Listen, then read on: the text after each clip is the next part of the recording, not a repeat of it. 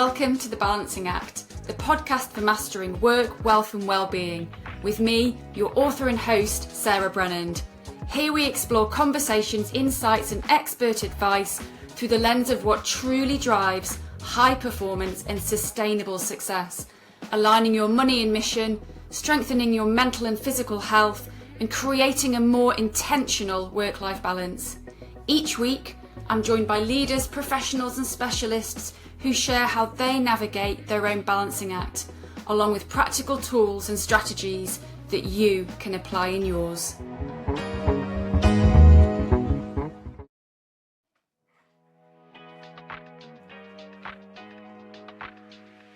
In this episode, I'm joined by mental wealth strategist Mike Pagan for a conversation that shifts the way we think about well-being and performance. We explore the idea of mental wealth, not as something to fix when it's depleted, but as something to build, protect and invest in over time. From habits and boundaries to support networks and environment, this is about managing your mental capacity with the same intent as any other asset. A practical and relevant discussion for anyone looking to sustain performance without burning out. Well, welcome Mike, and thank you for joining me today. We're going to spend the next half an hour or so talking about mental wealth. So I think a great place to start is, in your own words, what is mental wealth and how does that differ from mental health and the other things that are out there and discussed at the moment? It's an interesting challenge because the language of mental wealth is nice and simple. It's the yin to the yang of mental health. So mental health is all about sort of anxiety, challenges, and we're all on that spectrum. We have good days, bad days, and everything in between. Whereas mental wealth, by contrast, is the other side of that, where it's about what we proactively invest in. It's about how we build the right people around us so that we are fit for purpose for the way forward with good people supporting us the whole time. It's one of the areas, if you contrast it to mental poverty is isolation, loss, lack of direction, lack of focus, lack of understanding of who and what everybody else is. Whereas mental wealth is supported by brilliant people, clear on focus, looking after yourself nutritionally, mentally, physically, everything on all of those elements.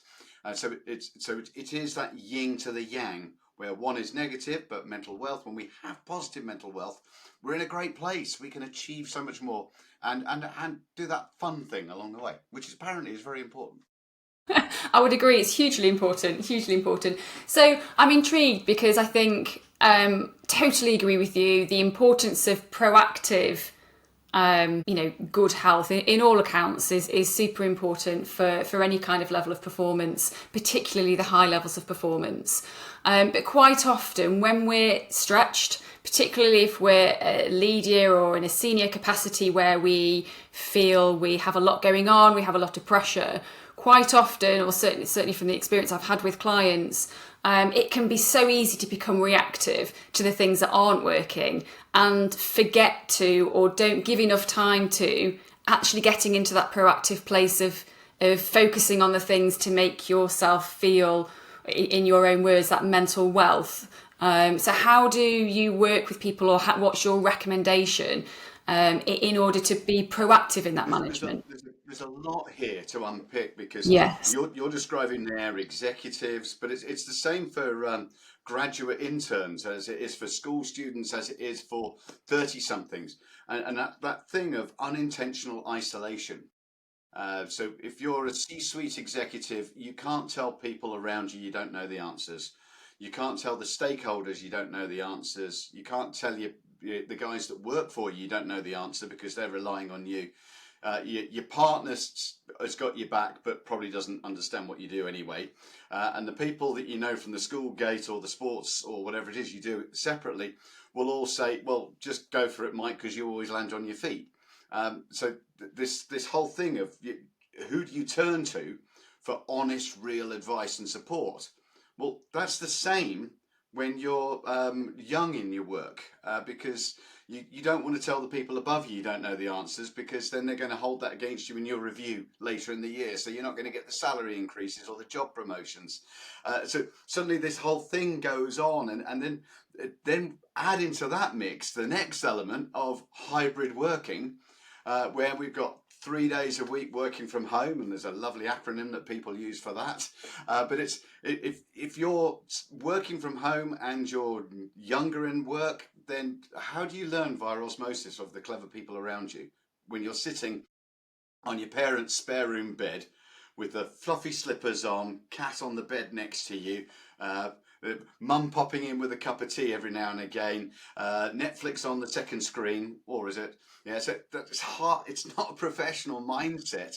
But then the other side of that is when you've been long in the tooth and you're working hybrid, well, you just get caught up in all your existing habits, and nobody knows that you're struggling because you don't share that information because nobody's actually asking.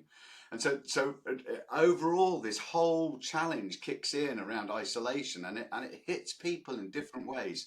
And more often than not, it's not intentional. There are times when we work brilliantly on our own, and there's other times where you need a little bit of love, a little bit of energy, a little bit of support, a little bit of direction. And that's sort of where we bounce ideas, and yeah, there's all wonderful acronyms that go with it of sort of cross-fertilization of ideas. Yeah, we know it. But it's you want good people around you because that inspires you and helps you to do better yourself. So how do we find those good people if we don't want to, or if, the examples that you've given, if you're a C-suite and you don't want your peers to know that you feel isolated or feel pressured, or if you're a new graduate and you don't want to ask the senior, people senior, or that you don't feel that your family perhaps know what it is you do. What's your recommendation in terms of finding the right people, and how do you approach them and bring them into your inner circle or your virtual board of advisors? I love that language, virtual board of advisors, because that's a key part of it. We have to learn how to ask for help. I had the great privilege of working with professional sportsmen and women as they transition to their life after sport. And it's a frightening transition phase, because yesterday they were on a pitch, in a pool, on the park, whatever it was, and then the guillotine comes down, either loss of form, age, or just dropped, or whatever it is, out of favour. And suddenly they've now got to unlock this new personality, understand who they're, because their identity's gone. That support team they had around them that were keeping them fit for purpose for their competitive edge is not relevant anymore. And that whole sort of switch around of, okay, so who's in that support network? I think Dame Jessica Ennis-Hill refers to it as her golden circle, your inner sanctum, all the language that's out there. And we need first to understand who's in there to begin with. And a lot of people score 0 on an inner sanctum because we spend the whole time fixing everybody else, but not actually looking after number one. Then it's a question of, all right, where do we go? And I always talk about self-care, coaching, professional network, and then peer support and mastermind groups. And that self-care element is just that ability to be selfish. Because when we're a child and you have young people, I used to have young people, and that whole thing of share your toys, don't be selfish. Well, actually, nowadays we need to be selfish, because if we're not fit for purpose, and you've heard me use that phrase several times already, then how can we help fix or support the people around us? Whether that be our family, whether that be our business connections, or our colleagues and friends. So we need to look after number one first, and there's always stories about how you can do that, but it's proactively understanding that doing weird stuff that works for you is good, yeah, because that's what helps you find your Zen space. That's what helps you bounce back when the wheels come off. That's what helps you breathe. If we've got self-care, whether that be through nutrition, fitness, you see the picture behind me doing some silly swimming. Yeah, that I'm a weekend warrior, not an extreme adventurer.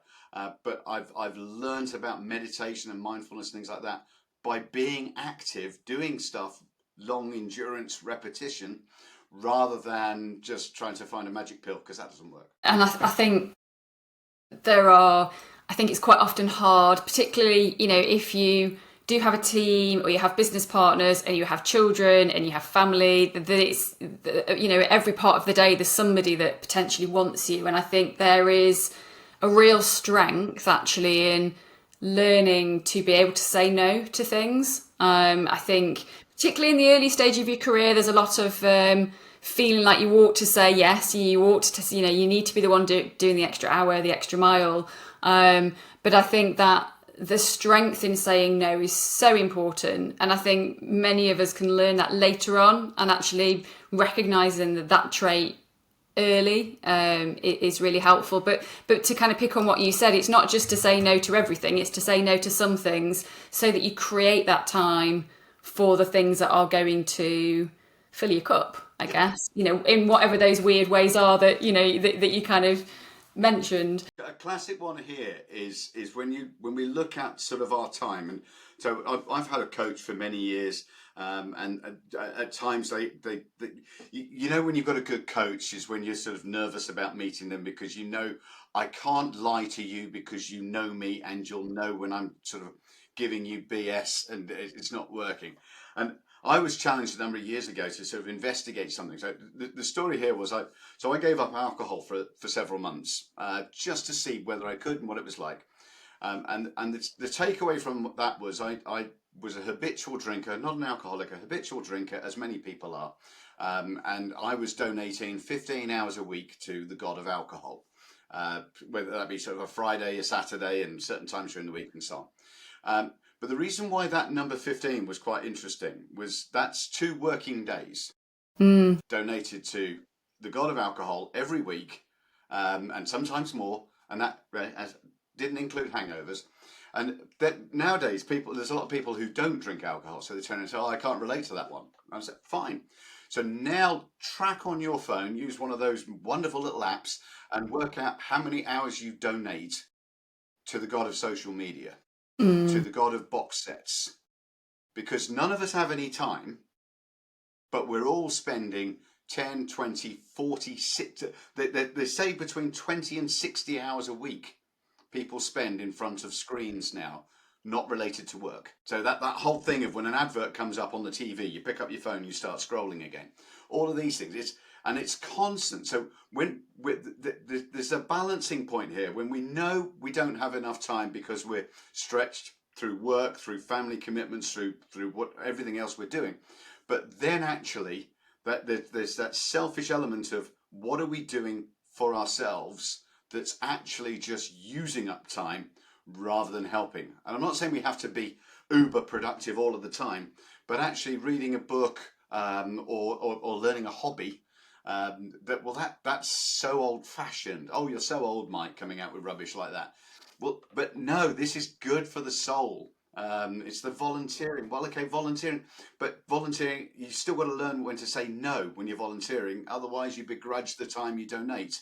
And so it's being aware of, is this helping me be more awesome, to use an American terminology? Because you can't say awesome like that. It has to be awesome. It does. So I guess on that one, it's recognize. So when you're feeling pressured, actually the first thing you can do before even going out to find other people in that support network is going, actually, am I pressured because I genuinely am? All of my time is full with productive things, or are there simple things that I can do myself to start to ease some of that pressure through pulling back on some of the things that you're used to, through breaking habits? Because I think some of the things you've said, like you mentioned alcohol and social media scrolling that people can do, and I think sometimes those things can build up, can't they, without us even noticing them, because it just becomes habitual to pick your phone up and scroll, habitual to go and grab a drink in the evening, or open the chocolates, or I don't know, just log on in the evening. And so I suppose that whole piece of self-awareness first, to go, what have I done today? So as, I guess, a self-reflection, what of those things that I've done, which ones were actually helpful? And if they weren't helpful, were they restorative in a useful way? Yes, part of that. So here's one. If you fancy a guilt-free 2-week holiday, yeah, this is a nice way of doing it. if people improve their performance and productivity by 20 minutes every day, so I'm not saying work 20 minutes longer, just be 20 minutes more effective, so gaining 20 minutes back, that over a year equates to 80 hours. 80 hours is 2 weeks. But we don't have any time, we don't have any energy, but actually, just by improving our performance and productivity by 20 minutes per day, working day that is, not the weekends, then that gives us 80 hours back, which is, it's so simple, but the cumulative effect of that, you love finance and cumulative, but it's true. Yeah, you've just made me think of the gym, actually. It's a conversation I was having the other day, in that if you go to the gym, if people are into fitness and you want to do a decent workout, go in, get it done and come out, versus go in, scroll on your phone, have a little chat, sit down and kind of contemplate which machine you're going to go on next. Maybe come out and you've spent twice the amount of time in there, but you've maybe burnt the same amount of calories and done this, the same amount of things you would have done if you'd have done it focused. And it just comes back to self-awareness, doesn't it? But then if you aren't taking time to be self-aware, what's your tips to get somebody out of a habitual pattern? If they're listening today, if they haven't got somebody going, let's just check whether you have been productive, whether you have given your time. What would be your tip at the moment to get them to just stop and assess I whether have a very irritating thing here for you. okay. I call it the faffometer. And so basically, you know where this is going. If you're listening in the UK, then you understand what faffing about is. For me, it was my first book, actually. It was Faff, The False Art of Feeling Fulfilled. That's what it stands for in my head, the false art of feeling fulfilled, where we're doing stuff that uses up time but doesn't deliver or perform. And it's knowing where we work that. So the faffometer is a simple timesheet to yourself. So whether or not you actually print one out and do it on a desk, or you just do it on the phone or computer, whatever, but you color code your activities. So we're talking about working hours here, not outside of work. So if you were to put down a standard working week of whatever, 36 hours, 40 hours, whatever the number is, and then each half-hour interval, if that works for you, you might do 15 minutes, you might do an hour. You color code. So yellow could be for sales, green could be for HR, blue could be for networking, whatever topics you want in there. But the one color you can't choose is red, because red is for faffing about, time that evaporates without you realizing it. And one of the scary things about that is if you've got a half-hour slot and you're thinking, well, was I 15 minutes productive, 15 minutes not so? Oh, well, I went down that social media rabbit hole and I found out all about Sarah's friends, and she knows my friend John. And we know what happens. And it's that reality check. Well, then put it in red, because the chances are it wasn't 15 minutes, it was probably 2010, and it works. Now, the key rule of this is never share the faffometer with anybody else. And there's a simple reason for that. I'm not saying that anybody watching this and listening to this is untrustworthy, but if you think somebody else is going to read it, you're going to, yeah, am I going to be quite so truthful? And most people will do this for about 2 or 3 days before they then hide it on their desk or give up because they're embarrassed. And that's fine. But then 3 months later, do it again and just have another thought. And it's that point of just considering, all right, where am I hemorrhaging time, energy, and effort? And then, that's a self-reflected bit. Then the next part is, okay, if you've got a coach or are looking for one, or if you've got other objectives, fitness, nutrition, mental, whatever it is you're doing, that's where we bring in other experts. And those experts are the ones that really help us. And if we get that help going on, then that changes it. And because they will turn around and say, yeah, you're spending an hour and a half in the gym, but you're actually doing 28 minutes of activity. Well, yeah, okay, well, that's straight away giving you an hour back. Your nutrition, we're looking at the food. Well, actually, you're sluggish when you eat these foods. When you balance, and there's all the different fads of intermittent fasting and carb free and potato free. And if people want to experiment, good. experiment, and then register it. And the one tip I put in there, and this is something I've used for just food diaries, is do it on AI.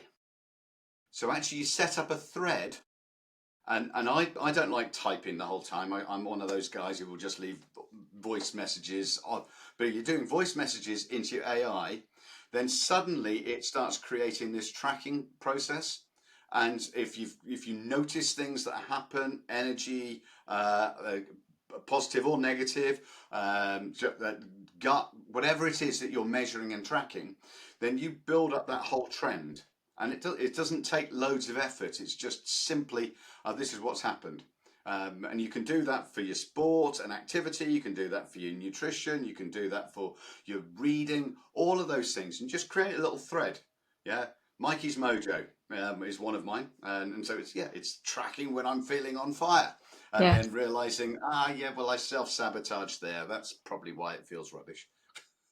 I like that notion of self-sabotage because I think it's the thing that everybody does at some point to some degree, but don't always recognise that we are doing. And I think what you've said as well, I think the mental wealth and the productivity and the benefits of that for work and the tracking to make sure we're more efficient. But I think that also, thinking about the social side, gives really good assessment or reflection to go, actually, I haven't spent enough time with those people that I wanted to, with my loved ones, or doing the sport or the activity that I really want to do. And I think it gives you that balance on the kind of more rounded life side as well, doesn't it? Which is as valuable. Just what you've triggered one of the things I tend to like to finish with this story, but you've triggered it at the point there.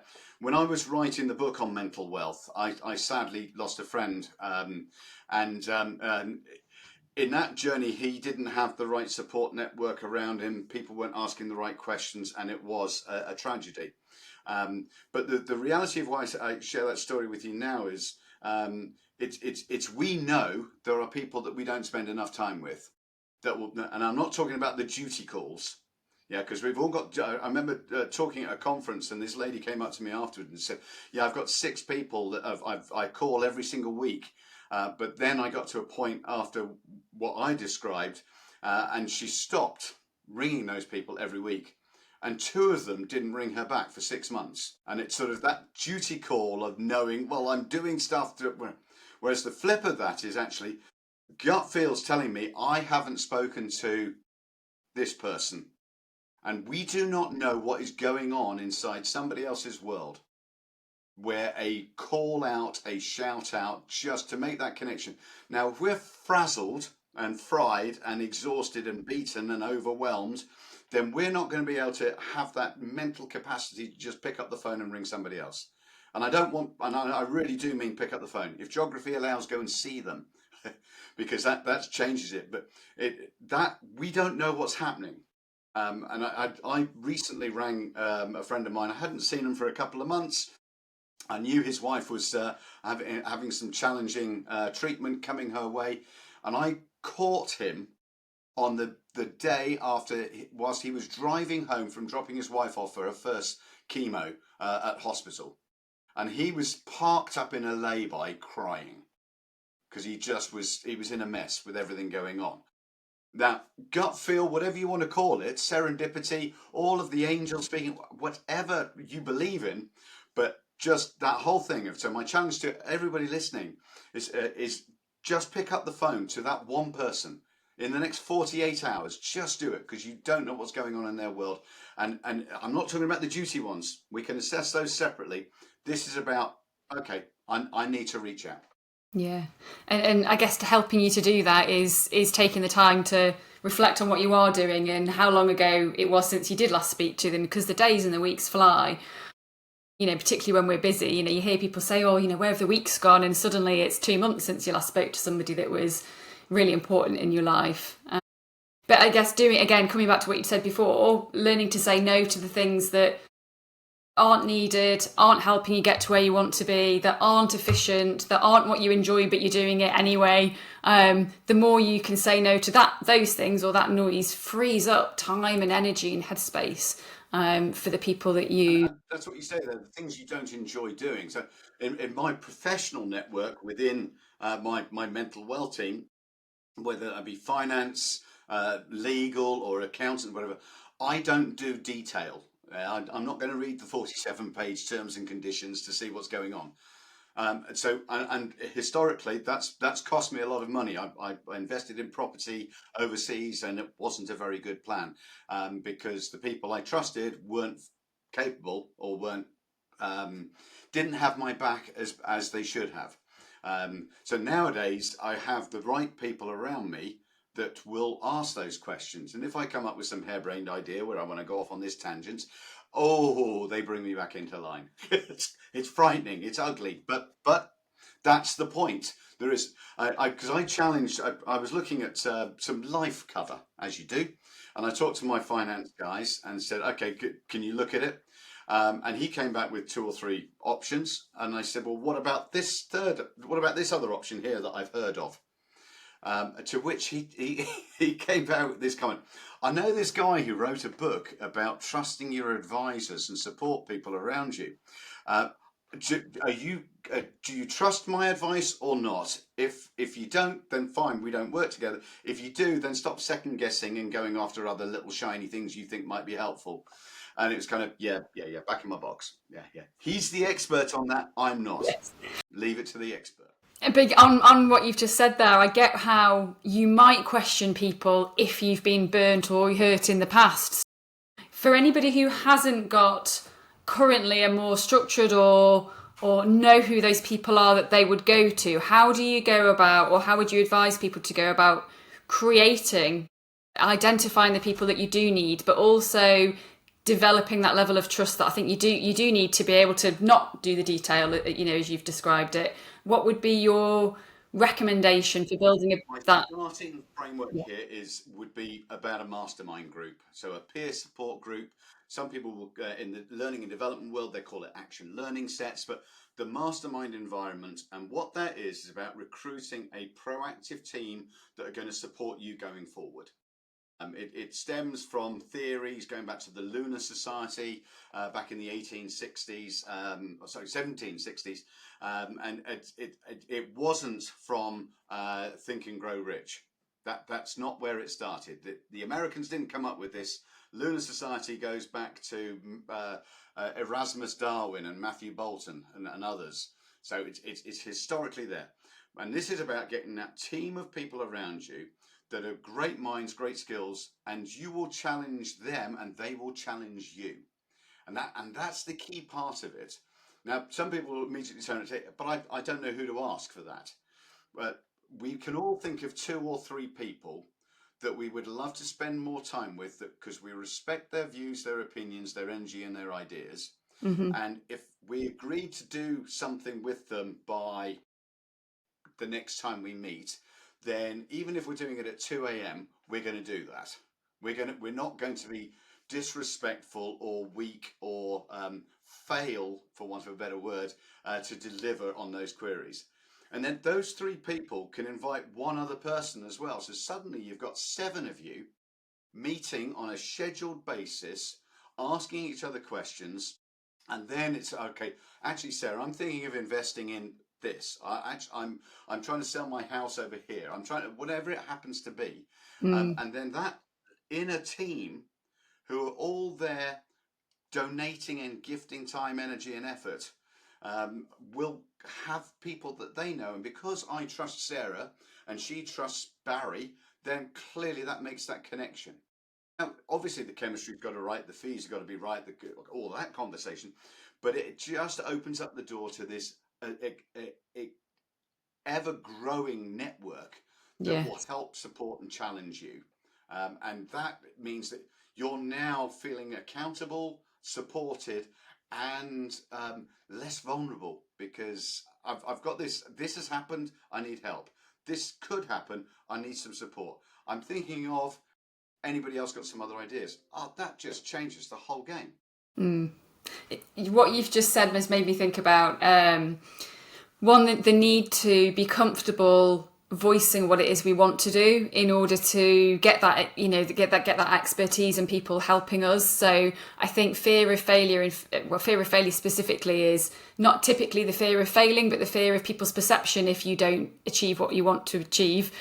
But I think there's a massive, given what you've just said and how this fits in with the conversation too, is if we don't say what it is we want to do, how can we find the people or speak to the people that are going to support us, advise us, provide resources, provide insight, provide the here's what I wish I could have done, didn't do, would have done better if I'd have known that earlier. And I think at the earlier stage you're less likely to fail, aren't you, if you engage with conversation with the right people. Absolutely. I lost lots and lots of money in some of this overseas property stuff I did because I engaged with the wrong people that I thought were better experts than they were.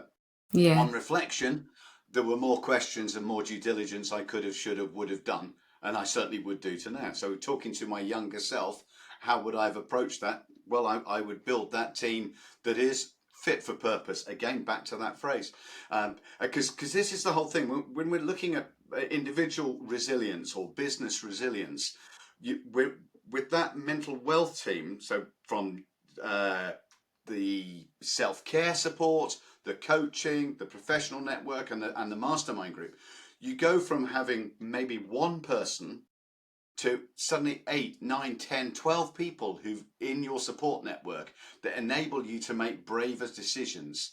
And this is something that we're all poor at. We don't make decisions unless we are confident and our gut feel is right. And if that's been supported by others saying, yeah, that works, and we've evaluated it, then it makes a difference.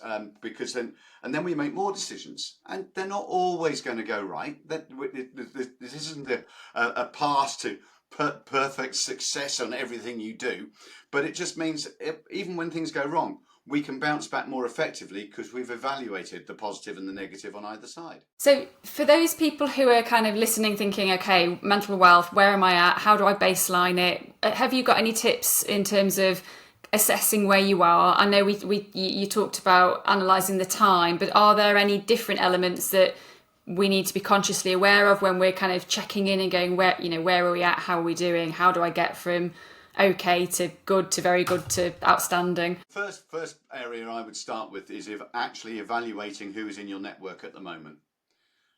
Because when we actually understand what that support network is and whether or not that we have got the right people there, or we are spending our whole time fixing everybody else and not looking after number one. And I literally get people to just come up with a list of names and then start scoring them on a 1 to 10 score, 1 being a low score, 10 being a high score. How committed to you are they? And that's a really tough one. And the other thing to add into that one as well is once you've done a list and you've got that sort of that scoring system going on, because it's only the top scorers that matter. The other ones are distraction and noise potentially. The other element we have there is family. This is it's always a controversial one, but family I've got to be loyal to, and this is not a symbiotic relationship. One of you could score 12 out of 10, but the sibling goes the other way and it's only 6 or 7 out of 10. It doesn't have to be balanced, but it does have to be trusted, because that's how it works. My father and my father-in-law always said, never do business with friends and family. That's one of the things we're all taught when we're younger. Whereas my father worked with my grandfather and my uncle as the finance and legal in his world, and my father-in-law did similar. But hold on a second, you've told me this is wrong, but you guys are doing it. And it's that thing, you've got to, who are you going to give permission to be rude, blunt and honest with you about the bad ideas, so they're calling you out, and support you in the good ideas. That's knowing who those people are, and then also knowing that actually this so-and-so was really good 5 years ago before COVID, but I've kind of evolved since then. I need the next version. I need to upgrade. And life is always in transition. The bit there, the upgrade, It's a real interesting one, isn't it? Because again, it comes with that self-awareness, but also I think just thinking about the strategy work, it's really important to know what it is you want to achieve. Really important, because only then do you know if you've got the right people with you, and if you're changing, if you're evolving, as you say, if you're transitioning from one career into another career, then naturally who you are going to need, you might need 70% of the same people, but you might need different people. So have you worked with anybody who's gone through transition, and can you kind of give a bit of an insight into how people manage it? Or Absolutely. This transition space, I mean, you look at when people get promoted in work or they start a new job, 8, 9 times out of 10, they start with imposter syndrome, thinking they're not worthy, because it's all new and they're getting established, and it's having that confidence and structure and belief that actually what I'm doing is right and exciting and it's working. And that's why I'm a firm believer in the one-to-one coaching environment, especially when you're bedding in new people. I've got a client I've been working with in the professional services firm with different members of that organization for 15 years now. And there's a new managing partner taken over, and they've just recruited a new partner who has already been earmarked as a future managing partner. So there's going to be work there with this individual to get them into a comfortable position in their transition and getting established. So through their sort of bedding in, but then in building them in a way so that over the next 3 to 5 years that they're going to be strong, fit for purpose, and ready to take over as managing partner in that period of time. And so it's that supported journey with yes, people, out with. So all the coaching work I do is in total confidence. So if the stakeholders and they're turning around saying, "Oh yeah, we'd love to get you involved, Mike, but we want to know what you're talking about," then we're not going to work together. Because the only thing you'll get is 3 actions that the coachee is going to take as a result of yeah, working together. yeah, You're not going to get insight because quite often, have to be careful how I say, there are occasions where clearly the person I'm working with is about to leave the company, and I yes, can't tell the company. yeah, yeah, But you'd much prefer to have a truly committed employee than you would somebody who's just losing the plot and not going to be there. And then it creates an opportunity to bring in or promote from inside. the confidence bit's really important, isn't it? I think trusting who you're speaking to, but I think any kind of coaching or mentoring, or even if it's informal, having the caveat or the ability to say this bit goes no further, because it's that back to the fathometer bit, isn't it? You know, we aren't going to be really honest, which we need to be if we want to get from A to Z, or you know, wherever it is we want to go, if we think it might be relayed to different people. And I think that's where family can be an interesting one, because we have our persona, our brand as to who we are, and if we're wanting to be something different, that comes with all sorts of questions. So I think certainly what I'm taking from what you've said is having the right people around you, but recognizing that they may change over time. That if the person that was quite central currently or previously isn't going to be so much going forward, it doesn't necessarily mean that they're not going to be in your life anymore. It's just you're going to the contribution that they Not to bring have you is going to in, be slightly different. Just move them out. it's a um, bit hard. But this is the part of psychological yes. safety, which is obviously a phrase Yeah. that is used so much nowadays. But that whole point of I need to be in an environment where I can be open, honest, vulnerable, and mentally naked with other people without fear of being challenged, Yeah. quoted, misquoted, and Yeah. called up as a result of it. And that's where masterminding provides an environment like that. The Mm, one-to-one coaching provides that. But it's no, I know that I've got family friends and personal friends that I've had for donkey's years, but they still think I'm 17 years old. Yeah, clearly I'm a little bit older than that nowadays, and this is the point. We evolve, we change, we move. We're successful. We have challenges. That's the point. It's knowing who you are, mm, but also having people around you that will really ask you great questions, And the first thing learning to do here is asking for help. I don't know the answers. I'm not sure what to do. Who's the best person I should be talking to? That starts a whole conversation. Let's talk. Yeah. Well, I was getting my next question was going to be what's the one piece of advice that you'd give somebody? I think you might have just answered that one. Absolutely. One of the things when I work with all the sports people, they are there to be bulletproof and awesome and beyond challenge. And the last thing that they would ever do would be show vulnerability by asking for help. And this is where, from a psychological perspective and from a personal development and a continual personal development, we need to know that we are not perfect, that other people have different skills and attributes that will help us achieve more. And asking for help and knowing that you don't know it all. An interesting insight for me was my middle daughter found out when she got to university that she was severely dyslexic.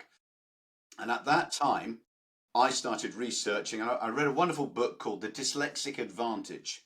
And I was reading through on this book, and I was going, I do that, I do that, I do that. So I took the dyslexia test at plus 50, and there was one particular section where my daughter got 2%. I got 1.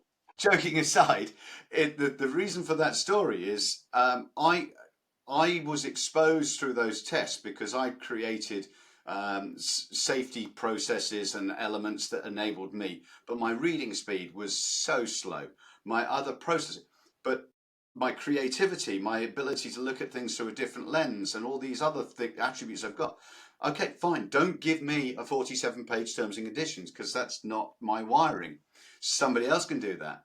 And it's knowing those things of where our strengths are and then recruiting around you to make sure that the 2 plus 2 equals 5 rather than the 2 plus 2 equals 1.5. Yeah, yeah, absolutely. So self-awareness, recognizing strengths and weaknesses, finding people to fill our weaknesses who we trust, and being confident to know where we want to go so we can be confident enough to have a conversation with, even if that's just with one person to begin with. And that could be a confident that you really trust, or it could be reaching outside help who you've never spoken to before, because that feels like the safest place. But to start that conversation, because I think then it becomes a ripple effect, doesn't it? And it goes in terms of you feel more comfortable talking, seeking help and advice. And I think when we relate it to sport, if we want to get better at sport, we instinctively go to a coach, don't we? We instinctively model someone who's already better at that sport and look at their technique, look at what they're doing and things. So I think it's using that normality in sport and bringing it and mirroring it in our professional and wider life as well. I believe there are 4 types of interaction that we can have. There's counselling, which is done by a medically trained individual going back into somebody's deep dark history and helping them come forward. There's consulting, which is here's a project. Can you research it, write a report for it? If we like what you've written, we'll pay you more. You can implement it. And if it's successful, we'll take the credit. If we fail, it was the consultant's fault. Allegedly. Then we got mentoring is I built this business. I was in this. Let me regurgitate all of my cleverness and you can take from it what you want. Mm-hmm. And then coaching, from my perspective, is applied coaching, and that's a blank piece of paper. Okay, what are the 3 options we're trying to investigate here? Because if I turn up with an agenda of solutions for you, then that's not going to work. We've got to help you, the individual, the coachee, find their way. And I believe people will dip in and out of all of those areas. But when I'm working with individuals specifically, I spend 85% of my time in the coaching world, but then you're dropping in examples and you're reflecting elsewhere. And it's knowing what level of input and challenge people need and how they're going to respond to it. Because there are some people that they believe they're uncoachable. Well, I don't believe that. But then there's others who believe they know all the answers and won't listen either. Well, okay, so they haven't found the right person then. We can all achieve more and have more fun. That's the key part of this. If we get this right, we become more successful, both mentally, spiritually, financially, all of the above. But we need that through this strong mental wealth support around us. Absolutely. Thank you very much, Mike. So just to finish, really as an extension to what you've just said, if people are wanting to reach out, find out more about what you do, books that you've written, how's the best place to find that information out or to contact you? Simplest one for getting in touch with me is mikepagan.com. That's the easiest one. If you happen to find michaelpagan.com, whilst that's my full name, he's a surfer dude from Hawaii. And I do quite often get his stuff popping into some of my threads from time to time and see a really big wave, but that's not me. Okay. So mikepagan.com is the website, or you'll find me on LinkedIn. I'm very active in there. Always happy to chat. And if you do reach out to me, please in the hello, say you met through Sarah's recording here, because that way I know what I'll have said, and I can relate to it and catch up straight away. Wonderful. Thank you very much. Thank you very much, Mike. My pleasure. Thank you. You've been listening to The Balancing Act. For mastering work, wealth and well-being, you can head over to the website for further insight, links and resources related to this episode at www.balancing-act.co.uk, and remember to subscribe to catch all the new episodes as they're released.